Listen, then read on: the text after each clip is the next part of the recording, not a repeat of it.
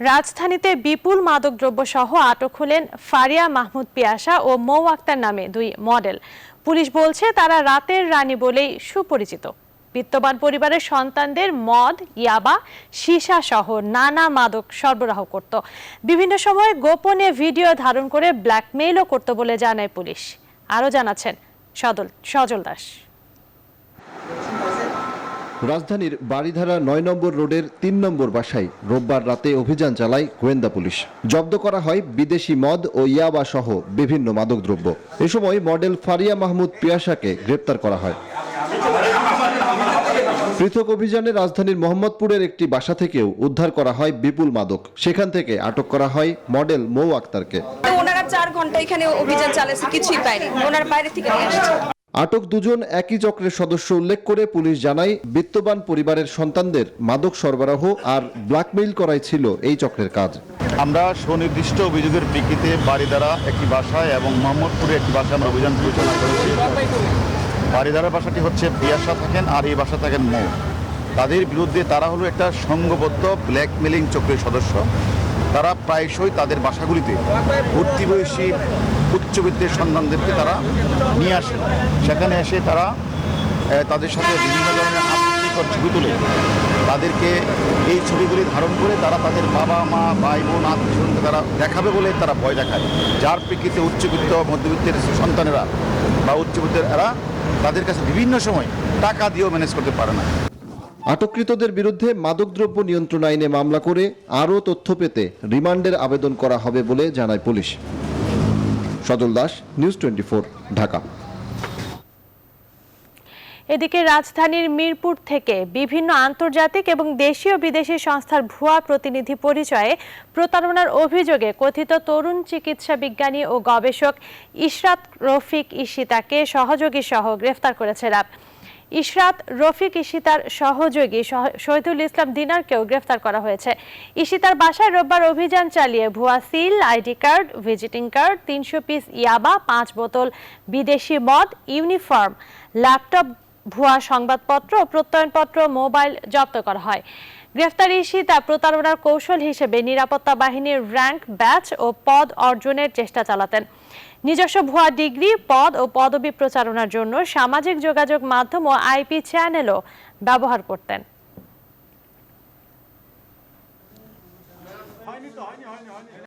নিজেকে উপস্থাপন করা, যে এই ধরনের সেমিনার করা, বিভিন্ন প্রোগ্রাম করা, টক শোতে যাওয়া, এই কার্যক্রম সে আর বেসিক্যালি দিদার কাজ ছিল, যেহেতু সে পলিটিক্যালে পড়েছে, ডিপ্লোমা করেছে, এই ধরনের যোগাযোগের মাধ্যমে, সামাজিক যোগাযোগ মাধ্যমে ছড়িয়ে দেয়া। এবং শি ইজ ব্রিলিয়ান্ট বিকজ অনেকগুলো আইপিটিভি রিলেটেড বা সামাজিক যোগাযোগ মাধ্যমকে ম্যানেজ করেছে, তাদেরকে সে বুঝাতে সক্ষম হয়েছে যে তার সার্টিফিকেটগুলো ফেক না। মানুষের ঢাকামুখী পদচারণা থেমে নেই, তবে ঢল কমেছে। সকালে সদরঘাটে ভেড়া লঞ্চগুলোয় দক্ষিণাঞ্চলের যাত্রীদের নামতে দেখা যায়। সড়ক পথেও দেখা গেছে মানুষের চলাচল। বিস্তারিত জানাতে সদরঘাট থেকে সহকর্মী মৌ খন্দকার এবং সদরঘাট থেকে মৌ খন্দকার যুক্ত হচ্ছেন। মৌ, সদরঘাটে কি আজও মানুষ আসছে, ঢাকা ফিরছেন, কি দেখছেন?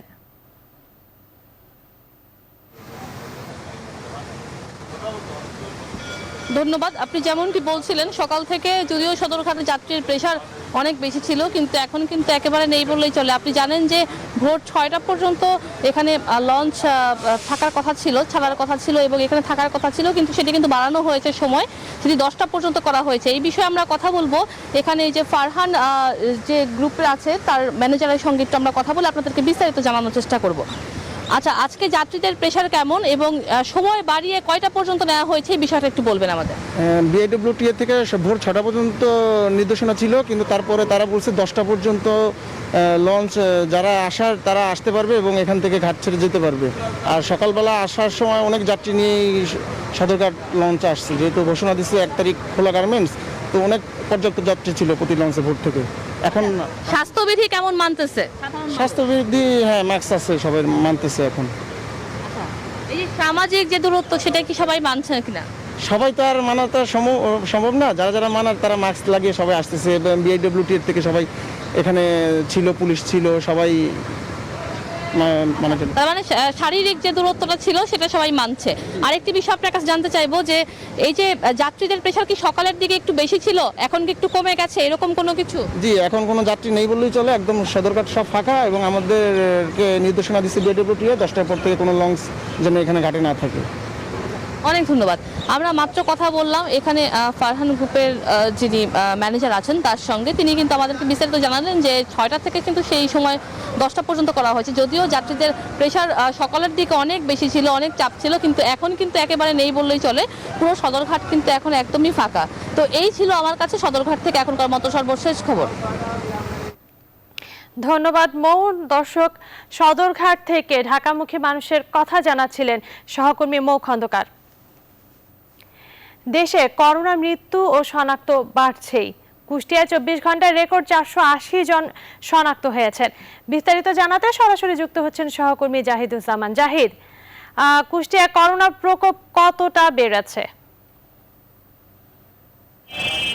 অন্তু, আপনি যেমন বলছিলেন যে 480 জন নতুন করে শনাক্ত হয়েছে, এই 480 জন কিন্তু 1125 নমুনায় শনাক্ত হয়েছে এবং যার হার 42.66। এবং আমি আপনাকে যে তথ্য দিই যে গত 7 দিনে কিন্তু সংক্রমণের যে হার, সে হারের 3 দিনই 42-এর উপরে এই শনাক্তের হার। আপনি বুঝতে পারছেন যে কি পরিমাণ আসলে এখানে সংক্রমণ হচ্ছে। এবং আমি যদি আপনাকে গ্রামে গঞ্জের খবর বলি যে এই যে নমুনা যারা করছেন তার বাইরেও যারা আছেন নানা উপসর্গ নিয়ে করোনার, তারা কিন্তু আসলে এই নমুনা বা পরীক্ষার আওতায় আসছে না।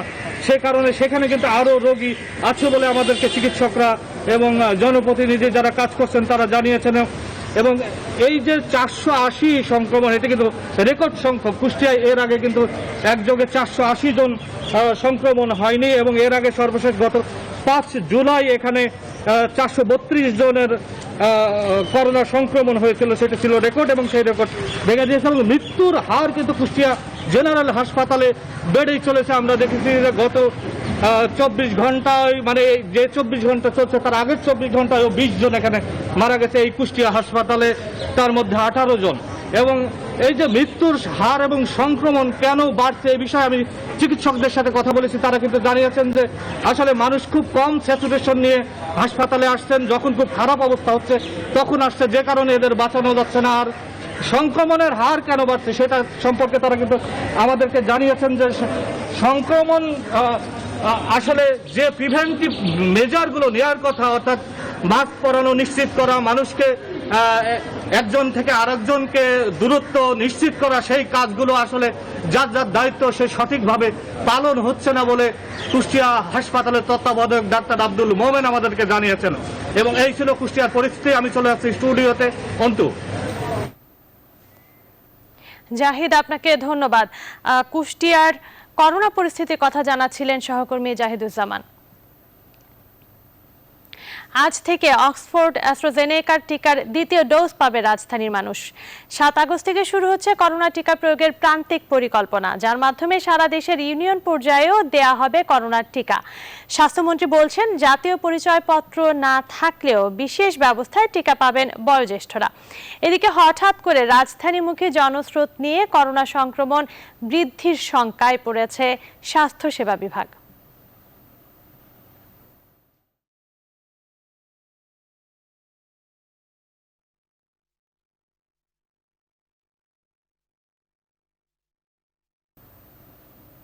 করোনার থাবায় পেছালো মেট্রো রেলের টার্গেট। চলতি বছরের ডিসেম্বরে মেট্রো চালুর কথা থাকলেও তা সম্ভব হচ্ছে না। সেই জায়গায় 2022 সালের ডিসেম্বরে উত্তরা থেকে আগারগাঁও পর্যন্ত মেট্রো রেল চালু হবে বলে জানিয়েছেন প্রকল্পের ব্যবস্থাপনা পরিচালক।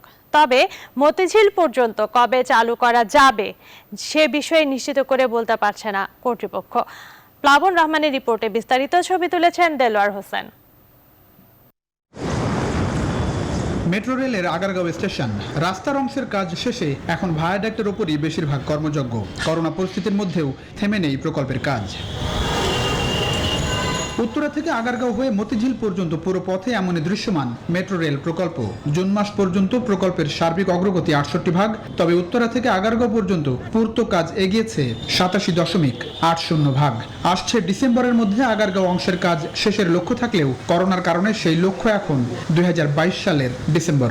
আশা করছি যে 2022 সালের ডিসেম্বর মাসে ঢাকা মহানগরবাসী মেট্রো রেলে চলাচল করতে পারবেন। এটা উত্তরা দিয়াবাড়ি থেকে আগারগাঁও পর্যন্ত, মতিঝিল পর্যন্ত টার্গেট। তার পরবর্তীতে আরো হয়তো 6 মাস লাগতে পারে। কমলাপুরের কাজটা তো এখন শুরু করতে হবে। যদি একসাথে শেষ করা যায় তাহলে একসাথেই চালু করব, যদি শেষ করা না যায় তাহলে এটা তৃতীয় ধাপে যে চালু করব। স্বাস্থ্যবিধি মেনে চলছে মেট্রো প্রকল্পের কাজ। এর মধ্যে বেশিরভাগ কর্মীকে দেওয়া হয়েছে করোনার 2 ডোজ ভ্যাকসিন। এরপরও মেট্রো রেলের আওতাধীন 4টি প্রকল্পে করোনা আক্রান্ত 876 জন, যদিও এখন পর্যন্ত প্রকল্পে মৃত্যু নেই করোনায়। জাপান, চীন, ভারত সহ একটা বড় অংশের বিদেশি শ্রমিক কর্মকর্তারা কাজ করছেন এই মেট্রো রেল প্রকল্পে। কিন্তু বাংলাদেশের যে বর্তমান করোনা পরিস্থিতি, তাতে বেশ উদ্বিগ্ন তারা। অনেকে আসতে পারছেন না সরজমিনে। সব মিলিয়ে তাই পুরোদমে চলতে পারছে না মেট্রো রেল প্রকল্পের কাজ। বিদেশিরা আমাদের সাথে মিলেমিশেই একসাথেই আমরা কাজ করছি, সেটা আপনাকে মানতে হবে। স্বাস্থ্যবিধি মেনে এবং সামাজিক দূরত্ব বজায় রেখে যেই কাজগুলো করা সম্ভব সেই কাজগুলোই আমরা করছি। উত্তরা থেকে আগারগাঁও পর্যন্ত 11.73 কিলোমিটার ভায়াডাক্টের উপর বসে গেছে রেল ট্র্যাক। প্রথম পর্যায়ের 9টি স্টেশনও দৃশ্যমান। দেশে চলে এসেছে 4টি মেট্রো রেলের 24 সেট কোচ। আগামী সেপ্টেম্বর নাগাদ আরো 5টি মেট্রো রেল জাপান থেকে আসার কথা বাংলাদেশে। আমাদের করোনার কনস্ট্রাকশনের উপরে তার নেতিবাচক একটা বড় প্রভাব আছে, তবে অভিজ্ঞতা আমাদের হয়ে গেছে। প্রথমে একবার কোভিড, তারপর আবার আসলো। তারা এটাকে কাজে লাগিয়ে নির্দিষ্ট সময় না পারলে পরেও এর পরিবর্তিত সময়ের মধ্যে যেটা প্রক্ষেপণ করা হবে, অ্যাটলিস্ট সেই জায়গায় যদি আমরা ধরতে পারি, তাও অর্জনটা কম হবে না। সব মিলিয়ে এজন্য করোনা পরিস্থিতির উপরই আবারও নির্ভর করতে হচ্ছে মেট্রো রেল কর্তৃপক্ষকে। তবে এখন টিকা কার্যক্রম গতিশীল হওয়ায় আগামী ডিসেম্বরে আগারগাঁও পর্যন্ত চালুর ব্যাপারে জোর আশাবাদী প্রকল্প সংশ্লিষ্টরা। প্লাবন রহমান, নিউজ 24, ঢাকা। এবারে শোকাবহ আগস্ট।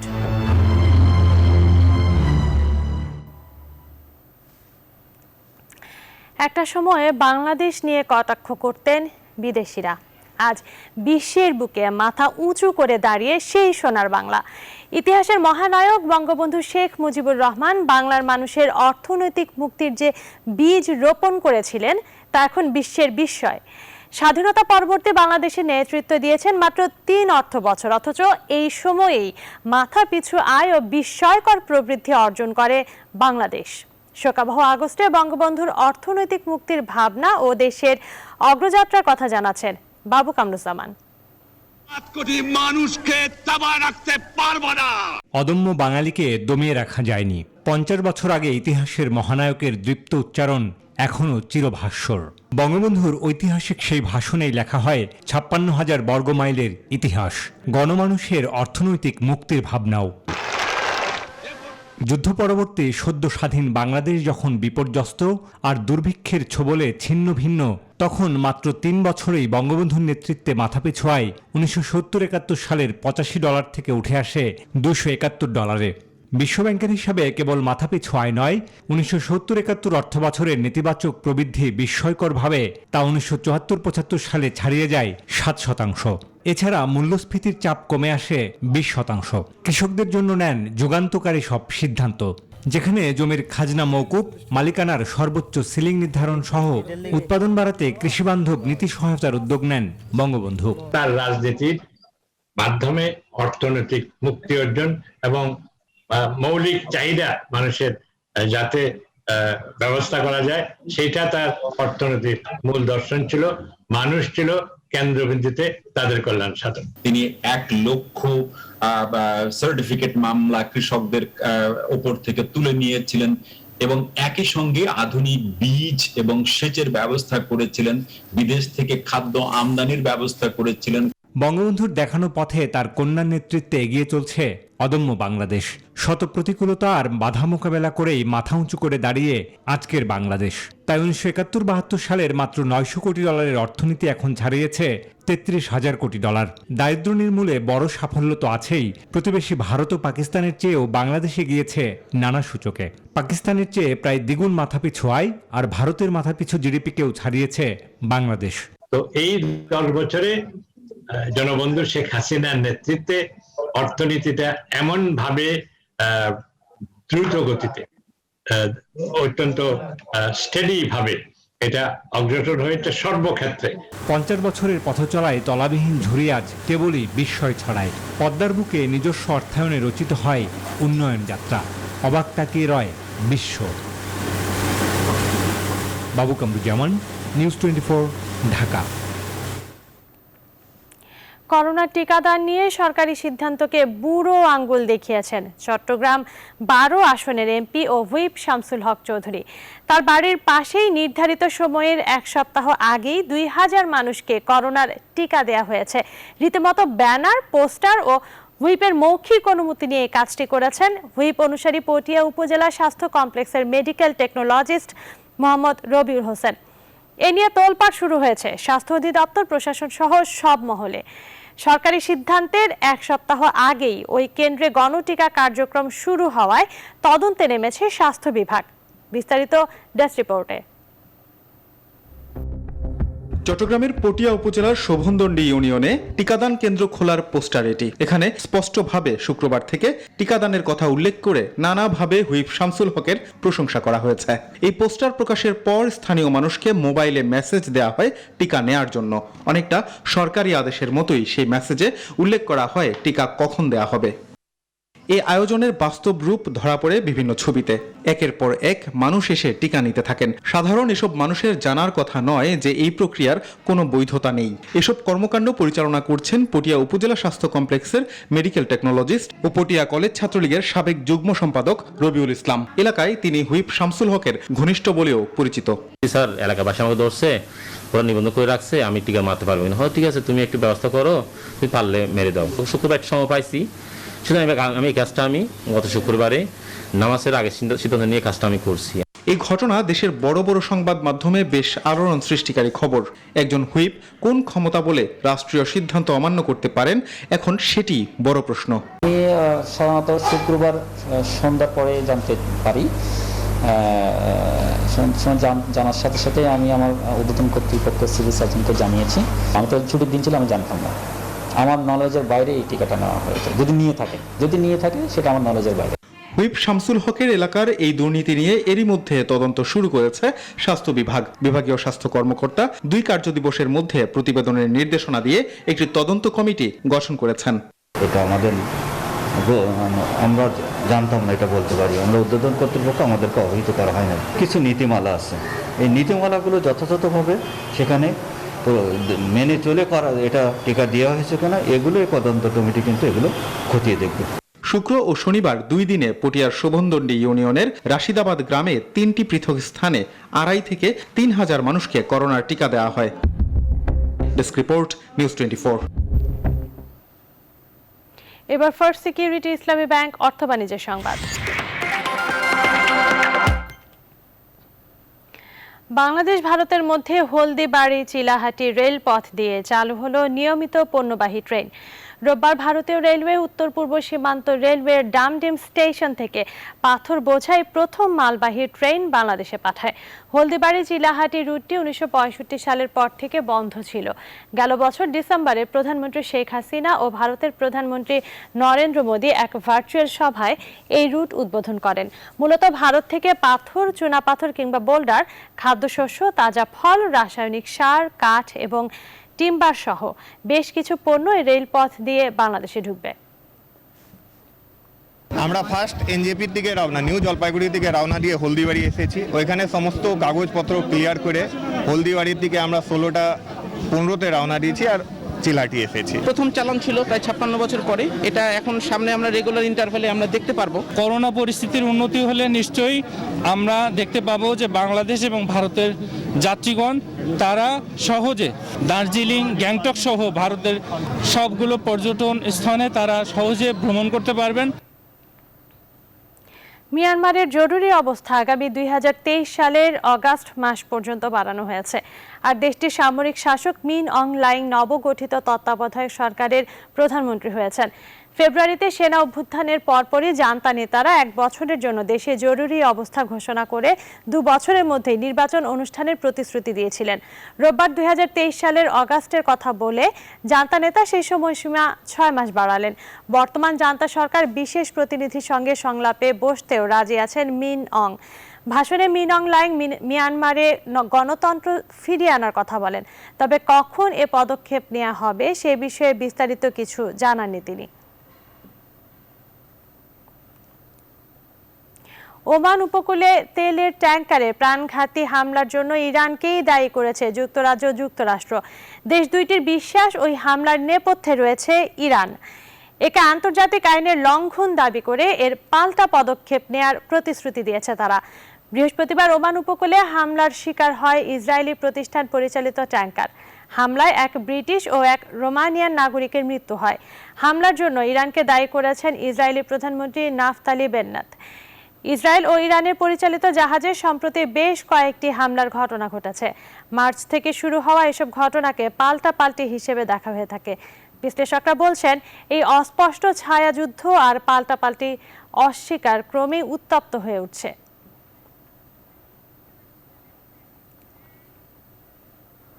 এবারে খেলার খবর। বাংলাদেশের বিপক্ষে 5 ম্যাচের টি-20 সিরিজ খেলতে এখনো ঢাকায় অস্ট্রেলিয়া জাতীয় ক্রিকেট দল। আর এই সিরিজের জন্য রোববার দিবাগত রাতে 17 সদস্যের দল ঘোষণা করেছে বাংলাদেশ ক্রিকেট বোর্ড বিসিবি। অস্ট্রেলিয়ার শর্ত অনুযায়ী হোম সিরিজের নতুন কাউকে স্কোয়াডে যোগ করার সুযোগ ছিল নির্বাচকদের।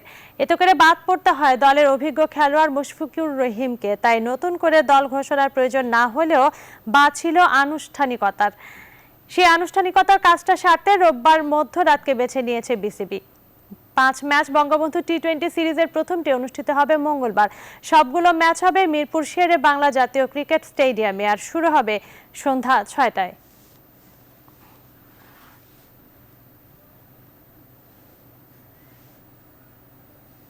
এখন এ পর্যন্তই। সাথে থাকার জন্য ধন্যবাদ।